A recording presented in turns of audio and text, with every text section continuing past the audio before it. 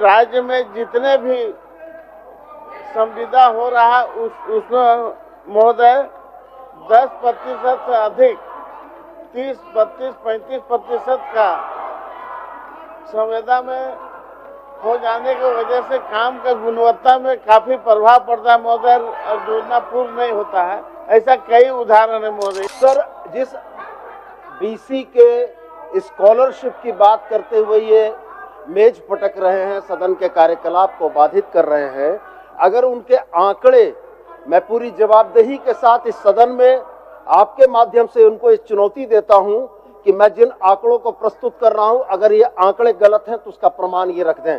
जो ठेकेदार है उसका अग्रधन या सिक्योरिटी आप जब्त कर लेंगे, इससे गुणवत्ता कैसे सुनिश्चित होगी? ये विभाग इस तरह का उत्तर देगा, इसका मतलब कि विभाग का या विभाग के जो अधिकारी हैं, देख रेख करने वाले हैं, उनकी कोई मिली भगत है ठेकेदारों से। राज्य सरकार के अधिकारी एक एस्टीमेट बनाते हैं, माना जाता है कि वो एस्टीमेट माकूल है, उसके थोड़ा 19-20 काम खर्च में काम होगा, मगर कोई 50% उसके नीचे चला जाए तो हमारा एस्टीमेट बनाना ही हास्यास्पद है। अगर उतना ही संवेदक यदि 30, 32, 35, 40 चला जाता है तो ये योजना का कम से कम ये होना चाहिए टेंडर के कितना दिन में वो काम शुरू करेगा। 6-6 महीना काम लेके शुरू नहीं करता है। सिर्फ इतना जानना चाहते हैं महोदय कि ऐसा पद है जो 1 साल से ऊपर टेंडर होकर रखा हुआ है, अभी तक निविदा खोलवे नहीं किया महोदय। उसका सूचना आप दे दीजिए माननीय मंत्री जी को, तो उस पर लिखित सूचना आप दे दीजिए उनको। ठीक। और उसका समय, हाँ, लिखित सूचना दे दीजिए। तो जो आज घड़ियाली आंसू ये बहा रहे हैं, अगर इनमें दम है और राज्य की ओबीसी जनता के प्रति ये हितकारी हैं, तो क्या ये साथ चल के भारत सरकार से पूछने का साहस रखते हैं कि राज्य के ओबीसी छात्रों के हितों को मारने वाली भारत सरकार के खिलाफ बोलने की अगर इनको क्षमता है तो साथ चले, हम लोग जाने को तैयार हैं और दस्तावेज लेकर जाने को तैयार है। मान्यवर माननीय सदस्य मथुरा प्रसाद महतो, इसको स्थगित कर देते हैं दूसरे दिन। आज ठीक बात छोड़ दीजिए। मथुरा प्रसाद महतो जी।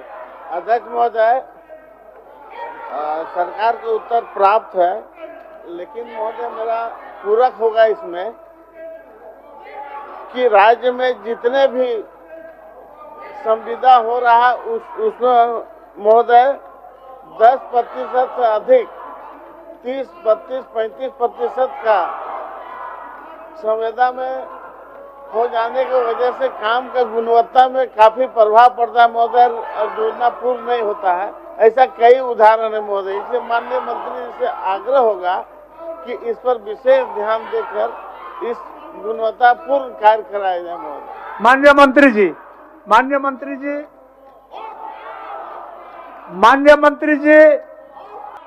माननीय सदस्य मथुरा प्रसाद महतो जी और श्री सरयू राय जी का ध्यानाकर्षण प्राप्त हुआ है। मान्यवर, राज्य में राजहित में यह व्यवस्था लागू की गई और सबसे महत्वपूर्ण विषय यह है कि जैसा माननीय सदस्य का प्रतिवेदन है कि इससे गुणवत्ता प्रभावित हो रही है, तो एडिशनल परफॉर्मेंस सिक्योरिटी हम लोग लेते हैं मान्यवर, और इससे गुणवत्ता प्रभावित नहीं हो रही है, सारा काम का सुचारू चल रहा है। इसके बाद भी माननीय अगर कुछ पूछना चाहते हैं तो उनका उत्तर देंगे। माननीय सदस्य महोदय, पूछिए। ऐसा कई उदाहरण है महोदय जो निविदा में भाग लेने के बाद भी काम अभी तक शुरू नहीं हुआ, ऐसा कई है महोदय। इसीलिए हमारा कहना था महोदय प्रश्न के माध्यम से कि सरकार इस पर गंभीरता से विचार करे और पूर्व के भांति 10% ही इसका किया जाए महोदय। और माननीय सदस्य का यही कहना है कि पूर्व में निर्धारित जो कानून नियम था 10%, उसी में स्थिर रही है, उसी पर अब जवाब की चिंता जायज है। ऐसे कुछ उदाहरण या विषय आए हैं सरकार के समक्ष भी कि जहां कुछ कामों की प्रगति प्रभावित हुई है, लेकिन सदन के माध्यम से, आपके माध्यम से हम उनको अवगत कराना चाहते हैं कि पूरे हिंदुस्तान में सिर्फ एक उड़ीसा जो 15% का लिमिट मेंटेन करता है, उसको छुड़ाकर पूरे देश में कहीं भी यह व्यवस्था नहीं है। और मैंने दोहरा कर इस बात को कहा है कि हम लोग इस नियम के साथ एडिशनल परफॉर्मेंस सिक्योरिटी लेते हैं और वैसे कुछ एक मामले हो सकते हैं, वैसे मामलों के ऊपर विभाग संज्ञान लेगा और उसको यथाशीघ्र पूरा कराने की कोशिश करेगा। ठीक है मंत्री बाबू। और सर एक छोटा सा वक्तव्य था, ये हमारे माननीय सदस्य लोग जिस बात के लिए बहुत जोर से खड़े हैं, सर जिस बीसी के स्कॉलरशिप की बात करते हुए ये मेज पटक रहे हैं, सदन के कार्यकलाप को बाधित कर रहे हैं, अगर उनके आंकड़े, मैं पूरी जवाबदेही के साथ इस सदन में आपके माध्यम से उनको इस चुनौती देता हूं कि मैं जिन आंकड़ों को प्रस्तुत कर रहा हूं, अगर ये आंकड़े गलत हैं तो उसका प्रमाण ये रख दें।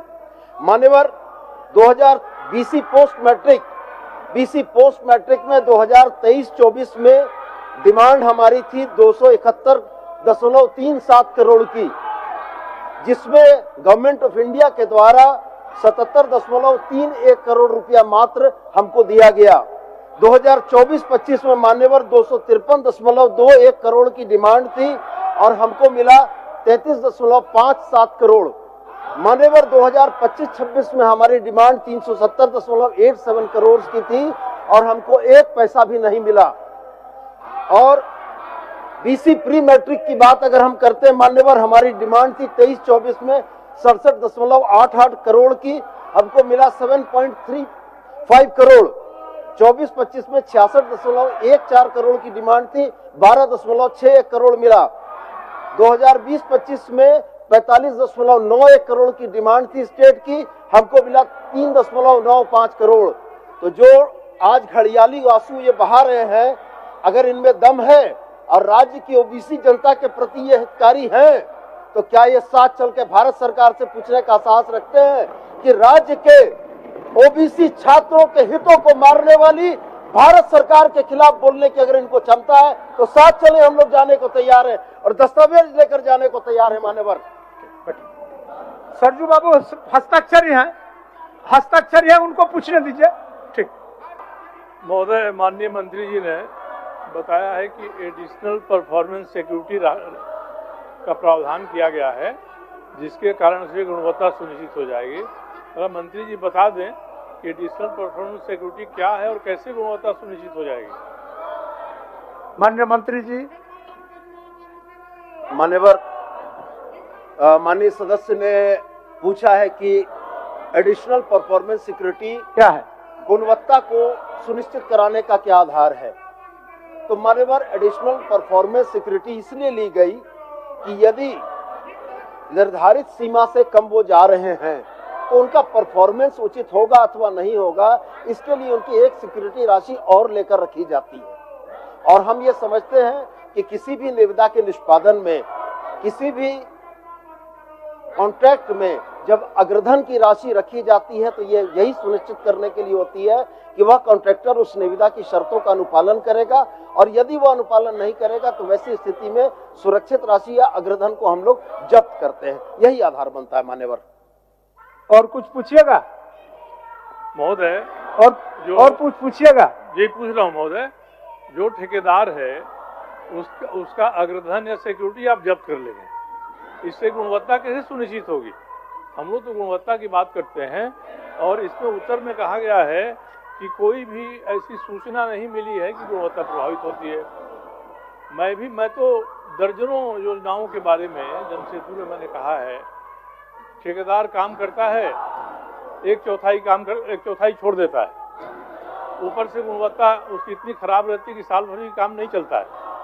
तो ये विभाग इस तरह का उत्तर देगा, इसका मतलब कि विभाग का या विभाग के जो अधिकारी हैं, देख रेख करने वाले हैं, उनकी कोई मिली भगत है ऐसे ठेकेदारों से। अच्छा, आपका शंका को समाधान करने के लिए फिर से माननीय मंत्री जी से पूछते हैं। माननीय मंत्री जी। सर, इसमें मेरा यही कहना है मान्यवर कि कतिपय जगह पर माननीय सदस्य की सूचना सही हो सकती है, विभाग के पास नहीं है। माननीय सदस्य जो सूचनाएं प्रेषित करेंगे, हम लोग उन विषयों को दिखवा लेंगे और उसमें यथायोग्य कार्रवाई करेंगे। महोदय, पीडब्ल्यूडी कोड में पहले प्रावधान था, 2022 में सुधार किया गया। अगर 10% की सीमा रेखा रख दी जाएगी तो इससे राज्य सरकार को क्या नुकसान होगा? राज्य सरकार के अधिकारी एक एस्टिमेट बनाते हैं। माना जाता है कि वो एस्टिमेट माकूल है, उसके थोड़ा 19-20 काम खर्च में काम होगा, मगर कोई 50% उसके नीचे चला जाए तो हमारा एस्टिमेट बनाना ही हास्यास्पद है। इसका मतलब कि हमारे अधिकारी जो एस्टिमेट बना रहे हैं, प्राकलन तैयार कर रहे हैं, वही ज़्यादा बढ़ा कर दे रहे हैं, प्राकलन तैयार कर रहे हैं। एक इसमें भी बात आ रही है कि योजनाओं का प्राकलन तैयार करने में अधिक ऊंची दर का प्राकलन तैयार होता है, जिसके कारण से बहुत नीचे जाकर लोग उसका ठेका लेते हैं और काम कराते हैं। ठीक, मोतरा सर एक मिनट, मोतरा सर का सुन के एक बार जवाब दे दीजिए। महोदय,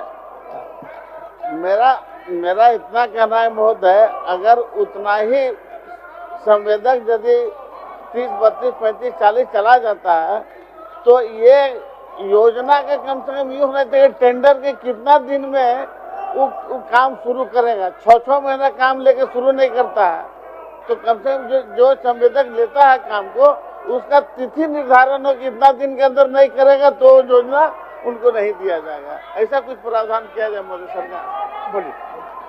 माननीय सदस्य सरयू राय जी की जो चिंता आई, मैं पुनः दोहरा कर इनसे यह कहना चाहूंगा, Andhra Pradesh no below limit, Arunachal Pradesh no below limit, Assam no below limit, सिर्फ एक उड़ीसा में स्ट्रिक्ट लिमिट है 15% का मान्यवर, और पूरे देश में यह कहीं लागू नहीं है। रह गया सवाल शर्तों के आधार पर, निविदा में दी गई शर्तों के आधार पर यदि कोई कॉन्ट्रैक्टर काम नहीं करता है तो उसके विरुद्ध दंडात्मक कार्रवाई के बहुत सारे प्रावधान हैं। और मैं माननीय सदस्य मथुरा महतो जी की इस बात से भी निश्चिंत उनको यह कराना चाहूंगा कि यदि कोई कॉन्ट्रैक्टर निविदा लेने के बाद काम नहीं शुरू कर रहा है तो हमारे पास बहुत प्रावधान है, जिसके आधार पर हम उसको ब्लैकलिस्ट करते हैं, डिबार करते हैं और उसकी फर्म को आने वाले समय में निविदा लेने से दूर वंचित करते हैं। तो मान्यवर, कहने का मतलब है कि दंडात्मक कार्रवाई के प्रावधान है, और यदि यह फैसला पूरे देश में उड़ीसा को छोड़कर लागू हो, उड़ीसा भी 15% पर लिमिट है, तो मुझको लगता है कि इसको बदलने की बहुत आवश्यकता प्रतीत नहीं होती है। बहुत धन्यवाद माननीय सदस्य प्रदीप प्रसाद। प्रदीप प्रसाद महोदय, हो गया हो गया। नहीं, अब एक मिनट बोलिए। हम सिर्फ इतना जानना चाहते हैं महोदय कि ऐसा 4 ऐसा पथ है जो 1 साल से ऊपर टेंडर होकर रखा हुआ, अभी तक निविदा खोलवे नहीं किया महोदय। उसका सूचना आप दे दीजिए माननीय मंत्री जी को, तो उस पर लिखित सूचना आप दे दीजिए उनको। ठीक ठीक, और उसका समय हाँ लिखित सूचना दे दीजिए। माननीय प्रदीप प्रसाद।